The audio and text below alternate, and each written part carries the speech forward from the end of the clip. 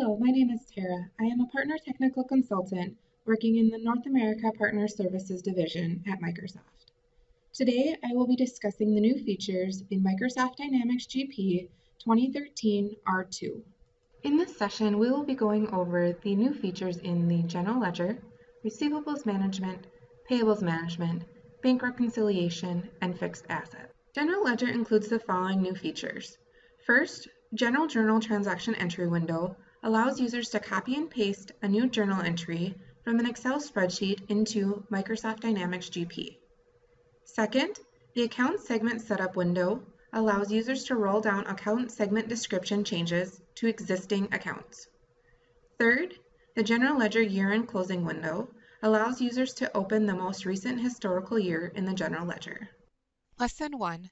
Copy and paste from Excel to the General Journal Transaction Entry window. Figure 1 shows the information that can be copied from an Excel spreadsheet, the order of the columns, the format requirements, and if the column is required or not.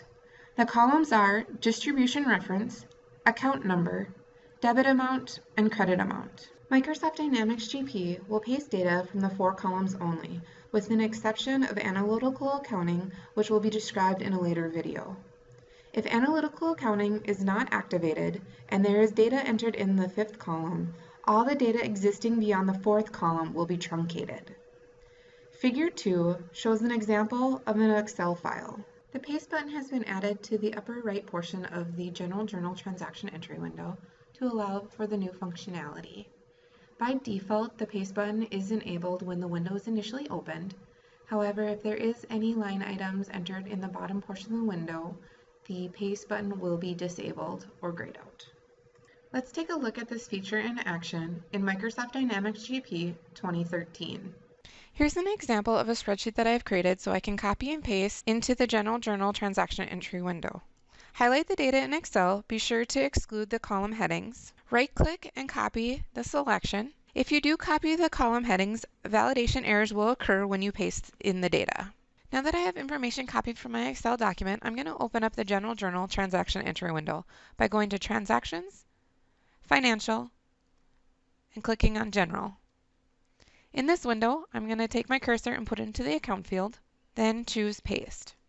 If errors do occur during the paste, information is not copied into the scrolling window and a validation report will be printed.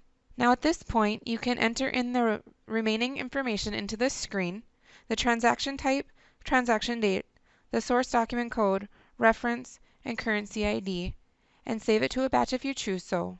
Lesson 2. Roll down account segments.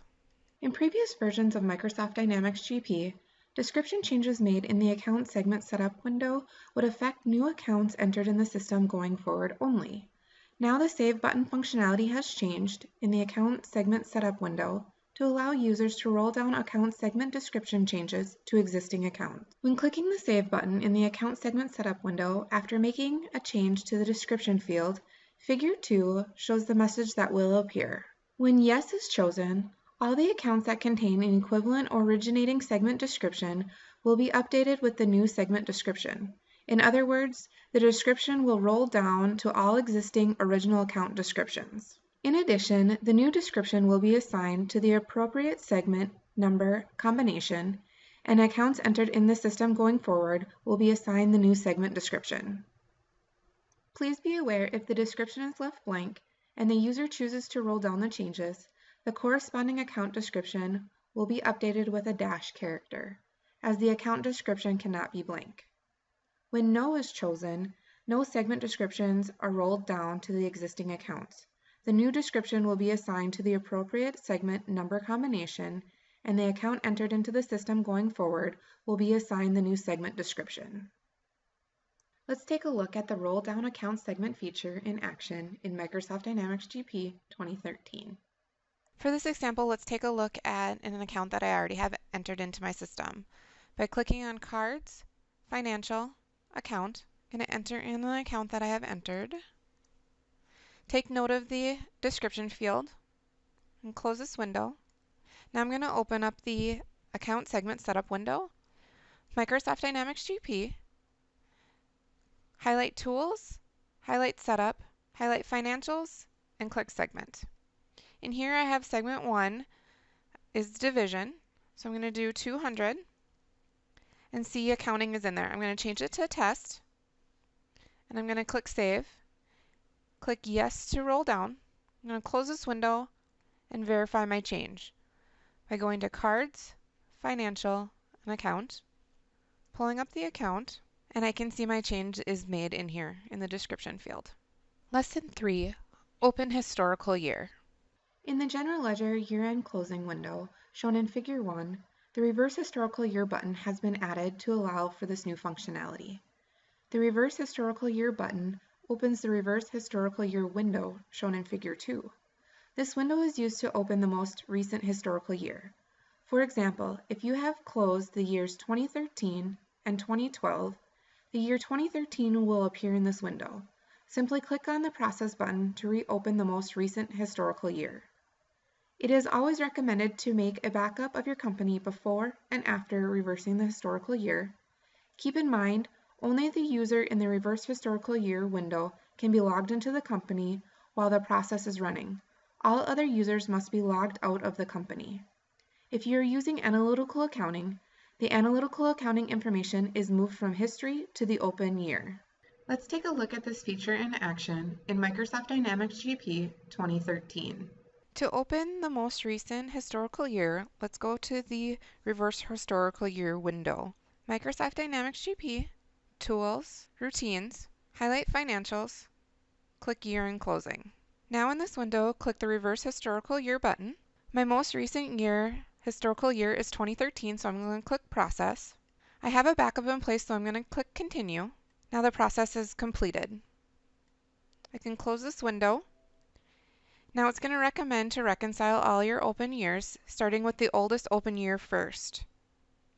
Reconciling recalculates the account summary amounts for the open periods.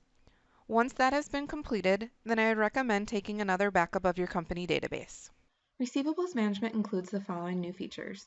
First, Print Receivable Statement window allows users to email and print statements for multiple customers at the same time in receivables management. Second, the Customer Email Option window allows users to assign specific and/or multiple email addresses to specific sale document types. Lesson 1, Print Remaining Document Statements. The Print Remaining Document Statement feature was added to allow users to email and print customer statements at the same time without duplication. In previous versions of Microsoft Dynamics GP 2013, users could either email all statements or print all statements. It was not possible to do both at the same time.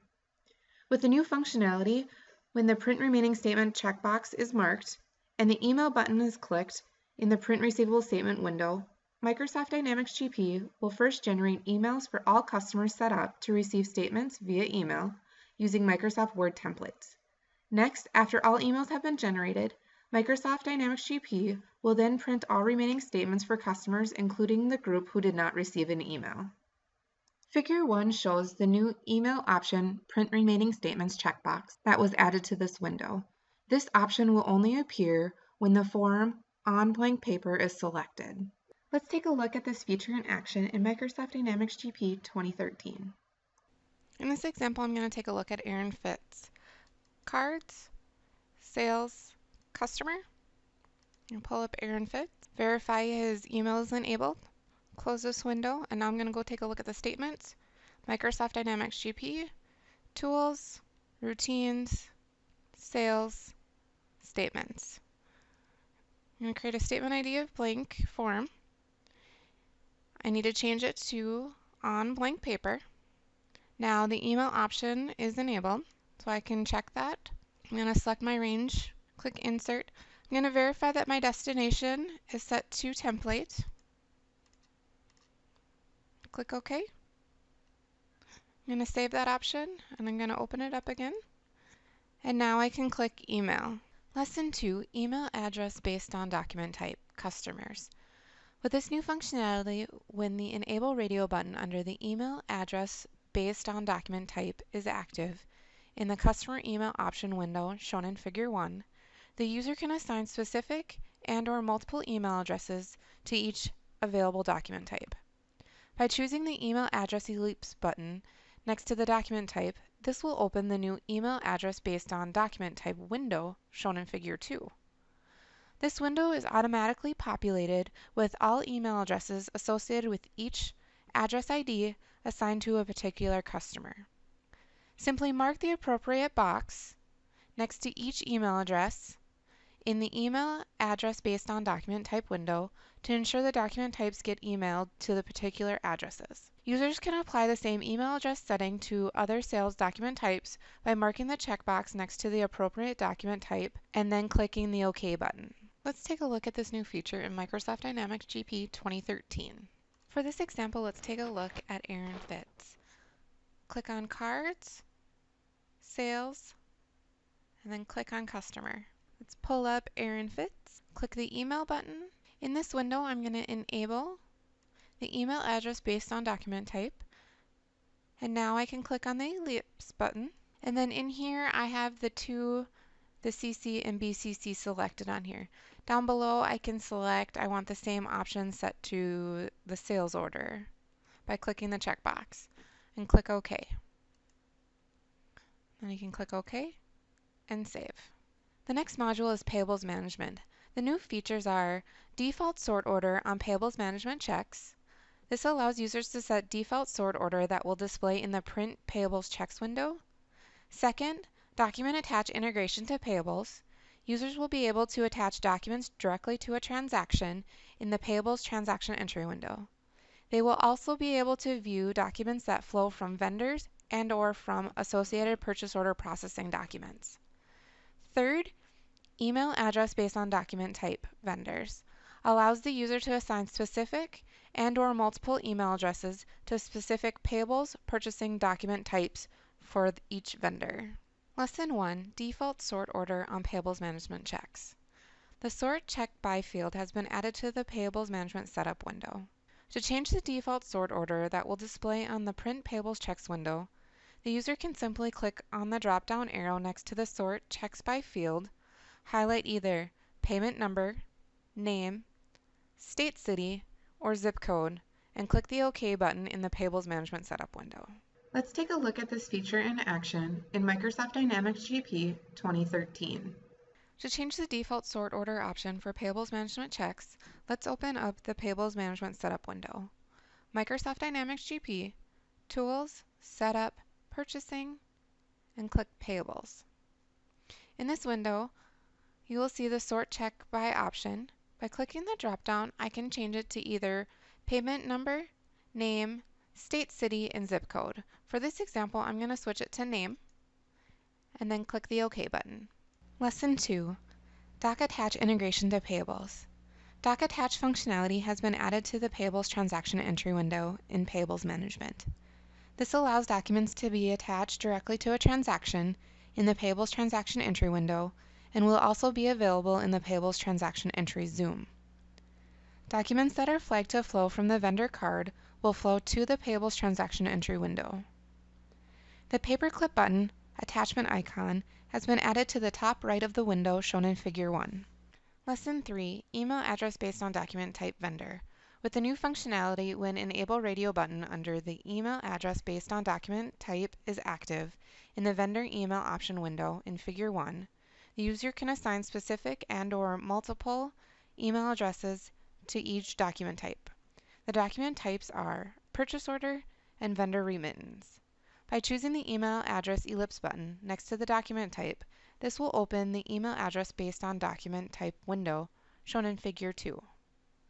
This window automatically populates all email addresses associated with each address assigned to a particular vendor. Simply mark the appropriate box next to each email address in the Email Address Based on Document Type window to ensure a document type gets emailed to that particular address. This feature allows the same email address settings to other payables and purchasing document types by marking the checkbox next to the appropriate document type, and then click the OK button. Let's take a look at the email address based on document type vendor in Microsoft Dynamics GP 2013. In this example, let's take a look at the vendor, a travel company. Cards, Purchasing, Vendor. Click on the Email button, click Enable, and then click the Ellipse button. These are all the accounts that I have associated with this vendor, and I can select the other document type as well, the vendor remittance, and click OK, and then click Save. Bank reconciliation. A new outstanding transaction report has been added to the Financial Posting Journal window. This will allow you to reprint the outstanding transaction report after a reconciliation has been completed for a checkbook. Lesson 1. Reprinting the outstanding transaction report. The outstanding transaction report has been added as an option when the user selects the drop-down arrow under the Reports in the Financial Posting Journals window. Let's take a look at reprinting the outstanding transaction report inside of Microsoft Dynamics GP 2013. In Microsoft Dynamics GP 2013, click on Reports, highlight Financials, click on Bank Posting Journals. From the Reports drop-down, scroll down and click on Outstanding Transaction Report. In here, you can either create a new report option or click Modify after highlighting the report option. So I'm going to highlight Reprint April, click Modify, and in here I have one audit trail that I wanted to take a look at. Click Destinations to verify that where you're going to set the report to. Click OK. Click Print. Click OK. And here is an example of an outstanding transaction report reprint. The next module that we will take a look at is Fixed Assets.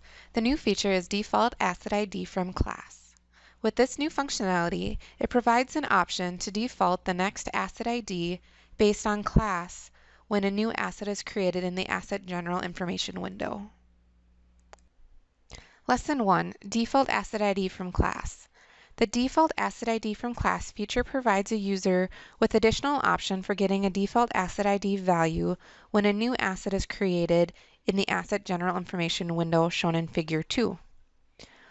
One of the new features that was added with the release of Dynamics GP 2013 was the ability to define the default next asset ID that is automatically incremented for all assets. This was added in the Fixed Asset Company Setup window. This feature takes that functionality a step further, allowing users to default the asset ID by class, making them more easily identifiable. For example, users may want all assets in an auto class to have the prefix of auto. Users can now define the next asset ID for each class in the Class Setup window, shown in Figure 1. With this added functionality, the system first takes a look at the Class Setup window to get the next asset ID value, if the option is marked. If the option is not marked, then the system will take a look at the default value in the Fixed Asset Company Setup window. If the option is not marked to use the default asset ID at the company level, then the asset ID default is blank in the Asset General Information window. Additionally, this new functionality can be utilized to default the next asset ID value based on class when assigning asset information to the purchasing transaction entered in the FAPO Additional Information window. This window allows users who are entering POP receipts to enter asset information, which is then defaulted into the Asset General Information window when the purchasing transaction is integrated with fixed assets. If the Create New Asset ID for Destination Company Record checkbox is marked in the Fixed Asset Intercompany Transfer window, when the Transfer button is clicked, the Default Asset ID from Class checkbox is marked in the Destination Company for that class selected in the Class ID.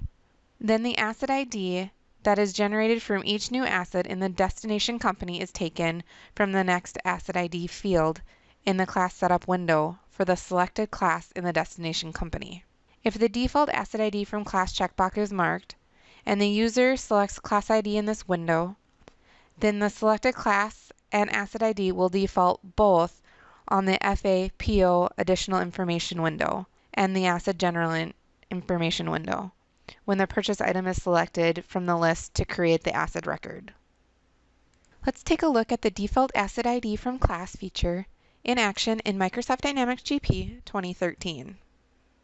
In this example, I'm going to verify that the Default Asset ID checkbox is marked. By going to Microsoft Dynamics GP, Tools, Setup, Fixed Assets, and Class. I'm going to select my auto and verify the default asset ID from classes selected. Now I'm going to enter in a new asset in the Asset General Information window. Cards, Fixed Assets, General.